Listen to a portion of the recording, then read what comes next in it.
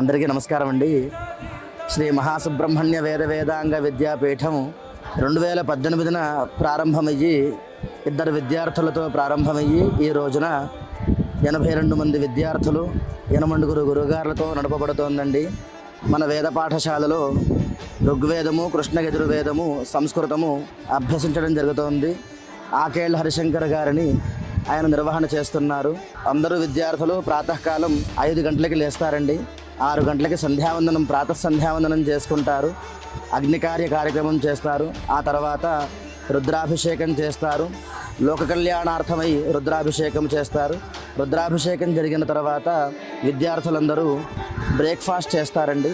ఆ తర్వాత బ్రేక్ఫాస్ట్లో విద్యార్థులకు ప్రతిరోజు ఒకరోజు ఉప్మా, ఒకరోజు అటుకులు పులిహోర, ఇలా వివిధ రకాల టిఫిన్లు ఏర్పాట్లు ఉంటాయండి. ఆ తర్వాత గురుప్రార్థన చేస్తారు. గురుప్రార్థన తర్వాత అందరూ కూడా 9 నుంచి 12 వరకు క్లాసు కూర్చుంటారండి. ఓరల్ క్లాసులు జరుగుతూ ఉంటాయి. ఆ క్లాసుల తర్వాత 12 గంటలకి మాధ్యాహ్నిక సంధ్యావందనం చేసుకుంటారు.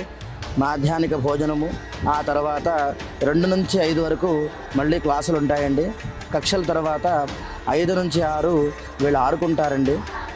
6 నుంచి 6:30 సంధ్యావందనము, తర్వాత అగ్నికార్యము, ఆ తర్వాత విష్ణు సహస్రనామ పారాయణ, ఆ తర్వాత వీళ్ళు ఆవర్తులు చెప్పుకుంటారండి లోక కళ్యాణార్థమై.